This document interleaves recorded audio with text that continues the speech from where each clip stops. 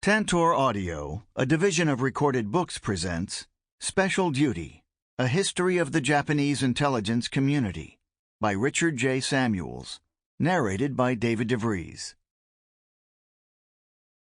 Preface. One often hears Japanese refer to their country as a unique small island trading nation precariously dependent on imported raw materials and adrift in a hostile world. Apart from the fact that all nations claim to be unique, that Japan is not small economically or demographically, and that its dependence on imports is no greater than that of many other countries, there is some truth in this mantra. Japan's neighborhood and the world in which its businesses and citizens operate have always been filled with threats. This has never been truer than it is today, when shifts in Tokyo's relations with its colossal Chinese and nuclear-armed North Korean neighbors portend modification of relations with its powerful U.S. ally. Japan's intelligence officers have to judge the speed, trajectory, and certainty of transformations in the balance of power, and policymakers need to decide what measures to take to protect those businesses and citizens. In the decades of study of Japan's evolving security community, virtually no sustained attention has been paid to its once expansive and then atrophied intelligence community. This community is atrophied no longer. A close look at its past, present, and future is overdue. Japan was in ruins, and its intelligence community was at its feeblest at the end of the Asia-Pacific War, a time of momentous institutional enhancement of the U.S. intelligence community. In January 1946, when the triumphant President Harry S. Truman created a National Intelligence Authority and the post of Director of Central Intelligence to coordinate government-wide intelligence activities, he seized the chance to have some fun. The President gave his senior deputies black cloaks, mustaches, and wooden daggers. The fortified U.S. intelligence apparatus, and those of its allies, were not always playgrounds for practitioners, but thanks more to novelists, screenwriters, cartoonists, and comedians than to scholars, licensed skullduggery, and the secret agents who practice it, became Cold War stereotypes and satirical fodder. Who did not appreciate James Bond, George Smiley, or Jason Bourne, and who was not amused by Boris Badenov, Natasha Fatale, Maxwell Smart, or Austin Powers? Of course, real spies have always been among us, many associated with the wisdom of our greatest leaders. According to Numbers 13, Moses sent spies into Canaan under God's direct order to report on the land conditions. In Kings 2, the Assyrians drew on an extensive intelligence network during their invasion of the Kingdom of Judah in 701 BC. Julius Caesar noted that the Gauls regularly interrogated travelers and merchants for information about distant lands to gain strategic advantage, which they thereupon squandered for lack of analytic skills. George Washington relied on spies during the Revolutionary War, and upon becoming president in 1790, he persuaded Congress to establish a contingent fund of foreign intercourse, a secret intelligence kitty that grew to 12% of the entire federal budget within 3 years. In 1861, President Abraham Lincoln personally recruited a Southern businessman to provide intelligence to Washington. And as recently as the eve of America's entry into World War II, President Franklin D. Roosevelt was dispatching personal friends to gather information on war-torn Europe. By then, actually by the end of World War I, intelligence had already become as much a matter for professional bureaucrats as for spies and their daring do. Indeed, our embrace of the exploits of secret agents belies both how difficult the intelligence business is and the deadly serious role it plays in national security affairs. Members of an intelligence community, shorthand for the network of collectors of adversaries' secrets and analysts of threat, are in the business of helping decision-makers manage uncertainty. They must separate potential and distant challenges from real and near ones in an environment in which their enemy's intentions are often the most closely guarded of all secrets.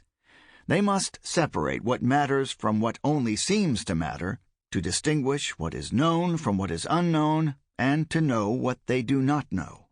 Then, as if this were not difficult enough, they have to transmit their evaluations to decision-makers who have multiple reasons to discount or misuse them.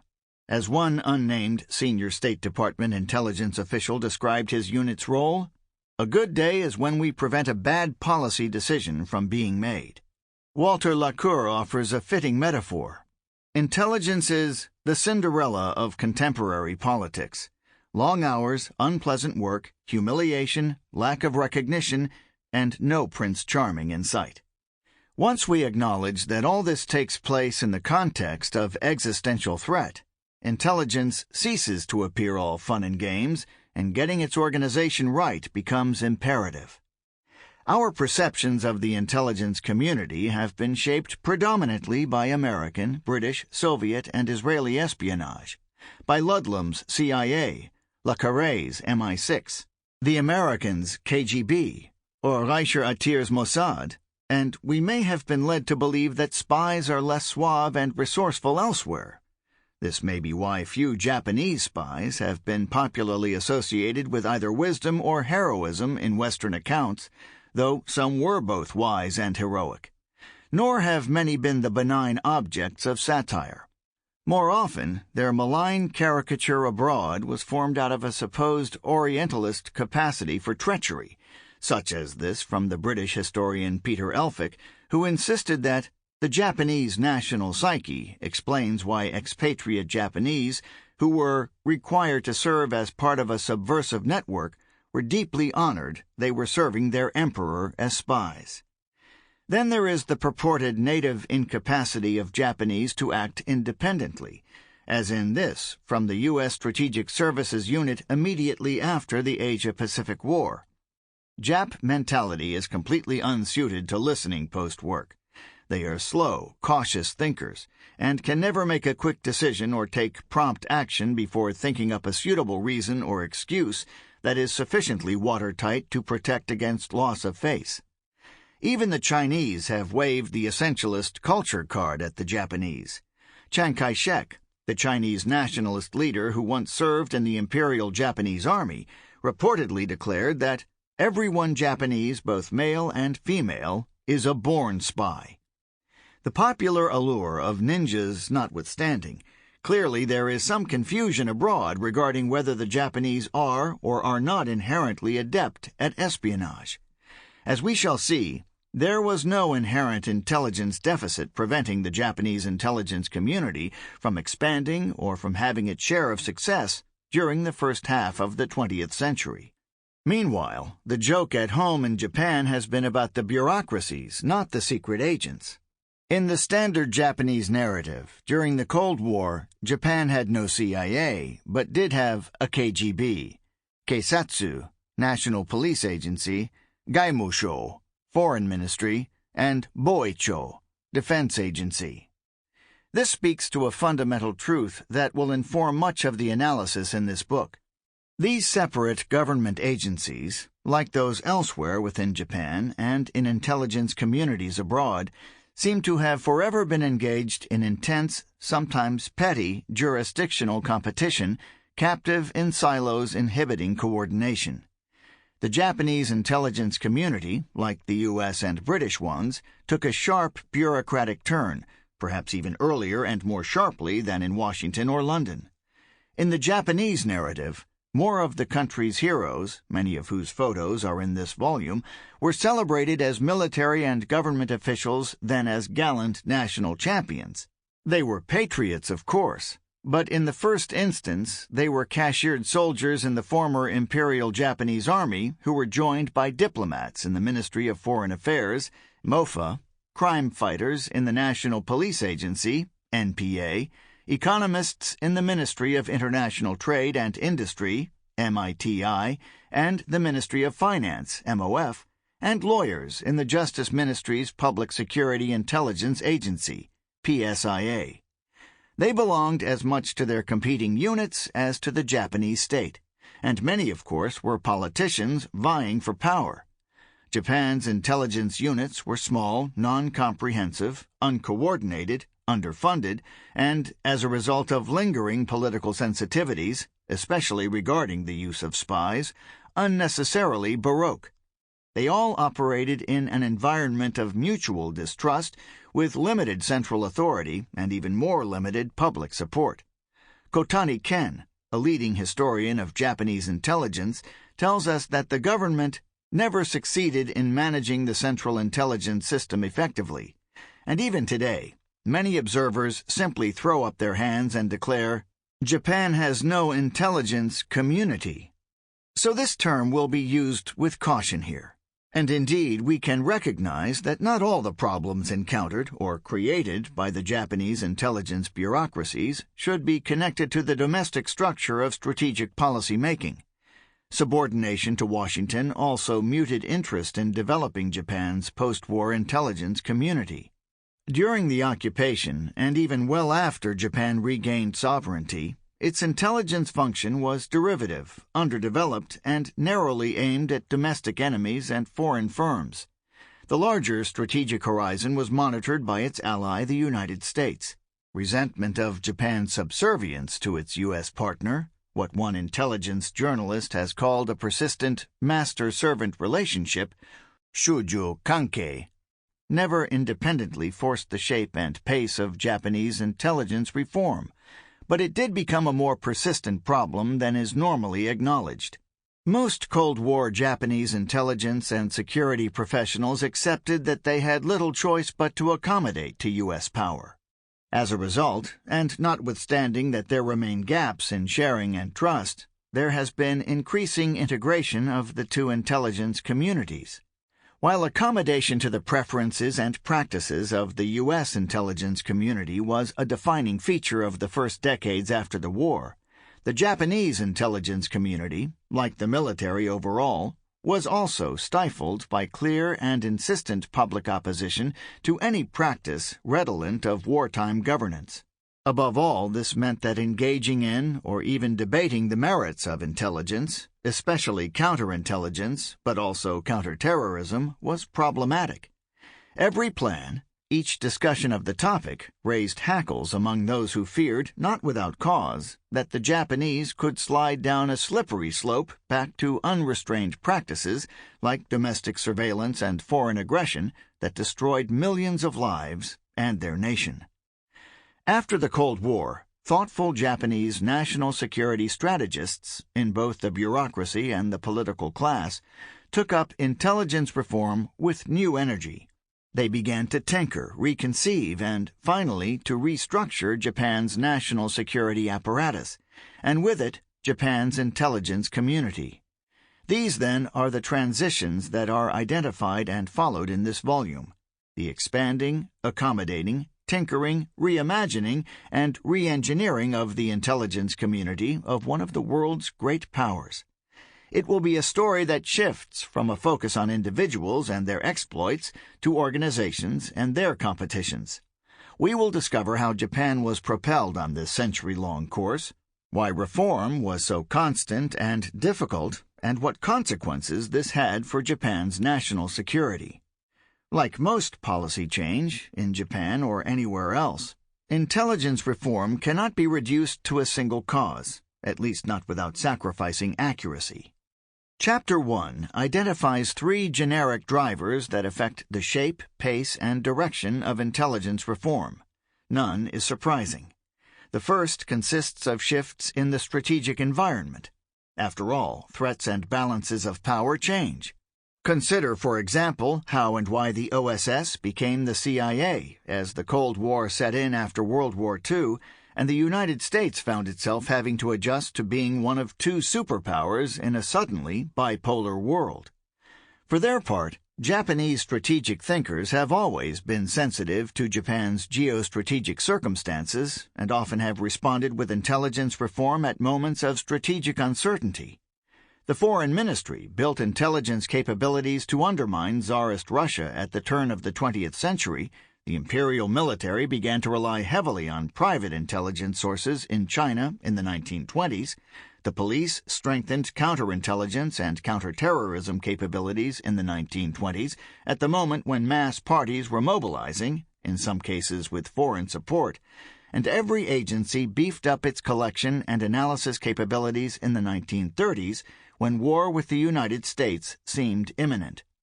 After losing that war, the Japanese intelligence community endured an extended period of subordination to the United States from which it only recently has begun the delicate process of freeing itself by enhancing indigenous capabilities without denying itself the benefits of U.S. intelligence support.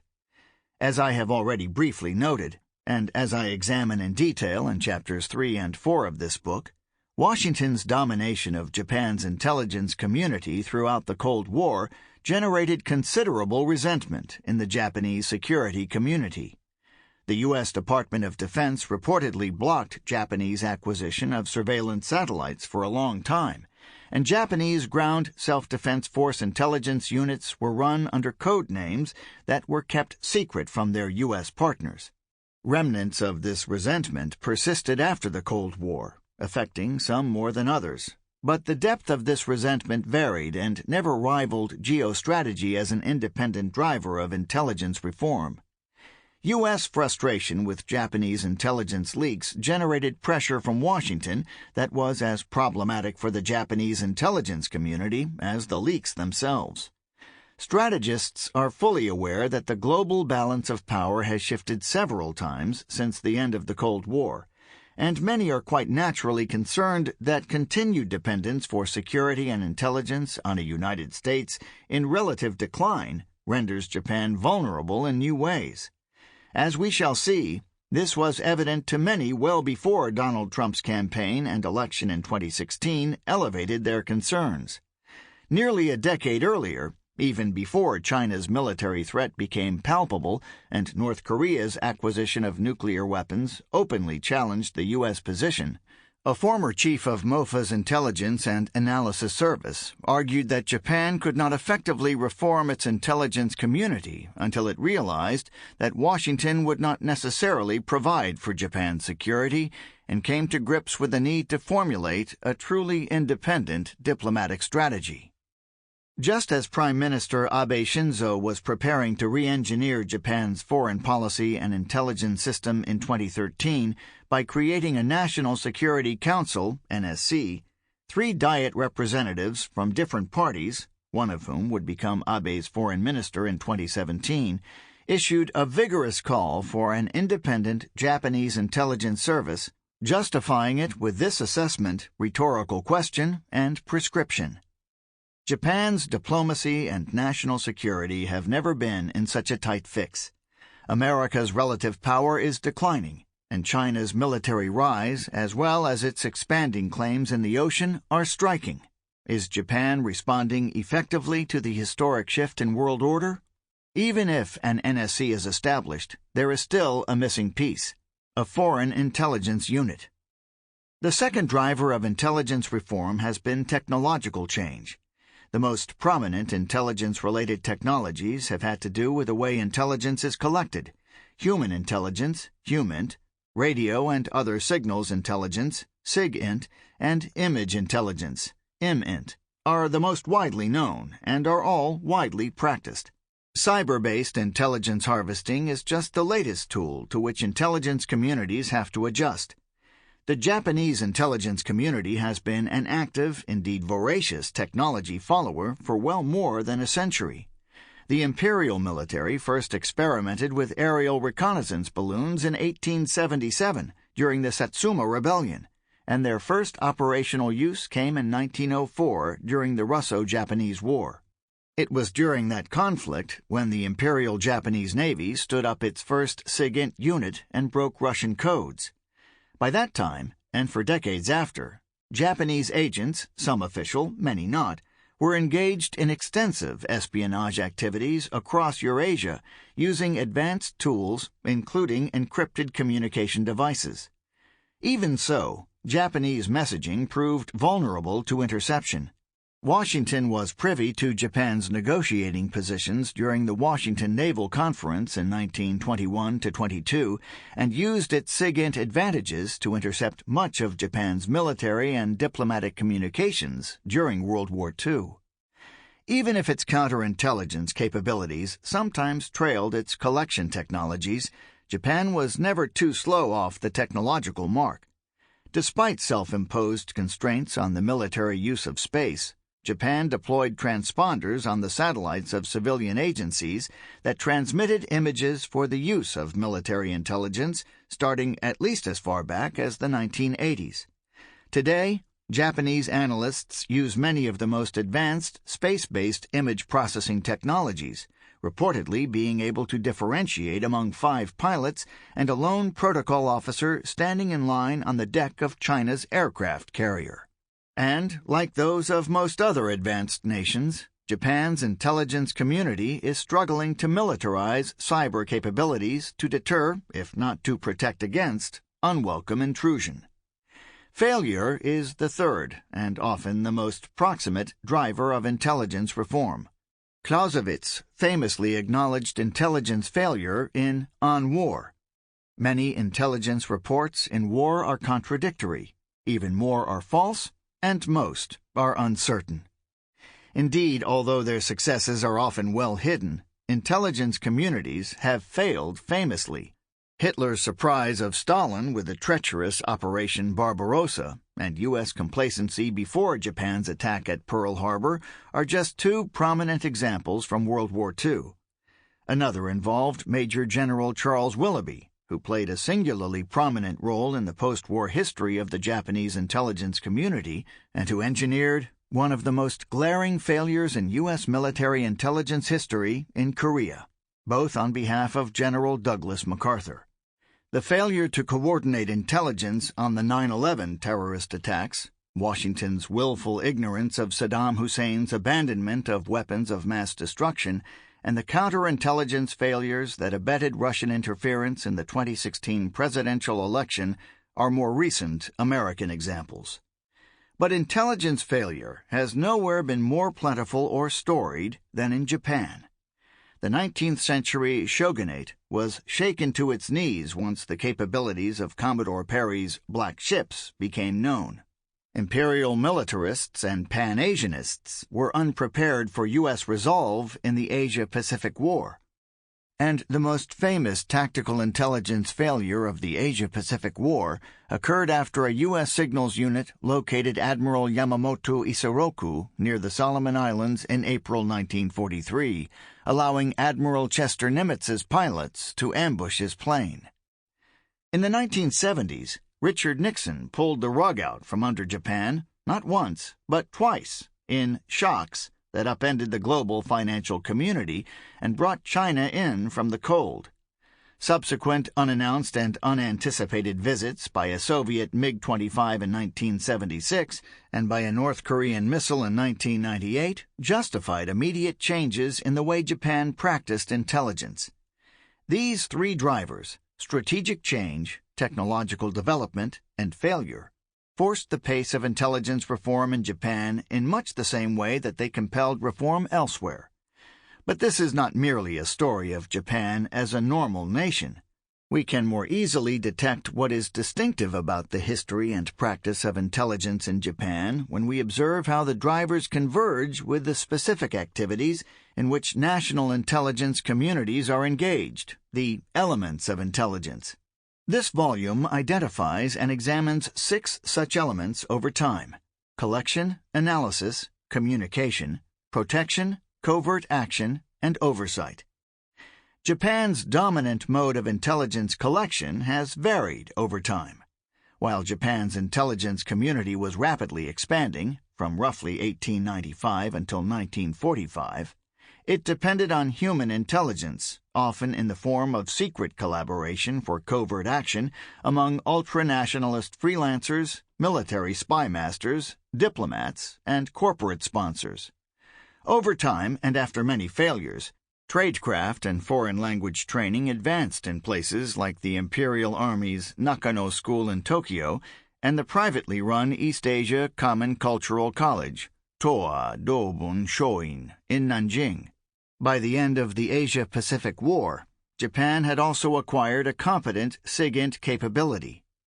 Afterwards, with spying and covert action, indeed with the entire security community held in disrepute, and with Japanese intelligence, indeed with the entire security community subordinated to Washington, Most overt HUMINT was eschewed. SIGINT and later IMINT and open source intelligence, OSINT, became the collection technologies of choice. As we shall see, Japan proved adept at each. It was Tokyo's interception of Soviet military orders to shoot down a Korean Airlines commercial jetliner in 1983 that confirmed Moscow's complicity before the United Nations. Meanwhile, in 1997, Japan stood up its SIGINT and IMINT-centered Defense Intelligence Headquarters, DIH. The DIH is by far the largest unit in the Japanese intelligence community, even if it is but a fraction of the size of the U.S. National Security Agency, NSA, with which it is often compared, and for which it has performed important functions. During the period of U.S.-Japan trade frictions in the 1980s, much ado was made of the legal and sometimes illegal use of trading companies and other firms to collect, sometimes proprietary, economic data in order to enhance the competitive position of Japanese firms in the global market. The connection between the Japan External Trade and Research Organization, JETRO, and its parent Ministry of International Trade and Industry, MITI, now Ministry of Economy, Trade and Industry, or METI, with the Japanese intelligence community and with the Ministry of Foreign Affairs, raised considerable speculation that HUMINT had never really been abandoned. These efforts notwithstanding, the consensus among Japan's conservative political leadership had long been just as Abe Shinzo, the future prime minister, framed it when he was deputy chief cabinet secretary in 2003. Most post-war Japanese have overlooked the importance of intelligence collection capabilities. Analysis is the effort to make sense of data that cannot speak for themselves. Analysts rely on the logics of precedent and analogy and on their knowledge of the doctrines, cultures, and practices of their subject. They must also know the difference between possibilities and probabilities. Above all, and unlike their tenured cousins in academia who enjoy job security even when sloppy or slow, analysts have to trade rigor for speed. This has been a problem for the Japanese intelligence community of every era. Before World War II, most analysis took place in MOFA and in the military, where there were too few specialists, too much ideology, and too many preconceptions. For decades after the war, Japan had no centralized intelligence capacity, and the mutual insularity of Japan's competing intelligence units was allowed to calcify. It was not until Prime Minister Abe's ambitious re-engineering project, including creation of a centralized NSC in 2013 and its intelligence coordinating unit, the National Security Secretariat, that the government acted on its oft-stated determination to upgrade Japan's intelligence analysis capacity. Communication operates on three axes: vertically, between analysts and policymakers, horizontally, among often competing intelligence units, and cross-nationally, between allies. Until the Abe reforms examined in Chapter 6, surprisingly little had changed since the Asia-Pacific War in the way Japanese analysts and policymakers communicated. The Japanese government had not established an effective system for formulating and issuing intelligence priorities, and political leaders rarely tasked the intelligence community with requests for national intelligence estimates. So, strategic decision-making often operated in the dark. Horizontal communications have always been even more problematic for Japan, as indicated by the persistent joke introduced earlier about Japan's KGB. The Japanese intelligence community has always suffered from extreme stovepiping, a problem endemic to intelligence communities everywhere, but one that has famously plagued the Japanese bureaucracy overall. Even if the evils of bureaucratic sectionalism, tataware gyosei no heigai, are particularly pronounced and widely acknowledged in Japan, intelligence silos are a universal affliction, a result in no small measure of the requirement that intelligence be collected, analyzed, and communicated in secret. Still, Japanese practice has been extreme, never more harmfully so than during the Asia-Pacific War, when, unbeknownst to each other, The Imperial Army and Imperial Navy built identical signals intercept facilities, and the Foreign Ministry routinely withheld intelligence. Sample complete. Ready to continue?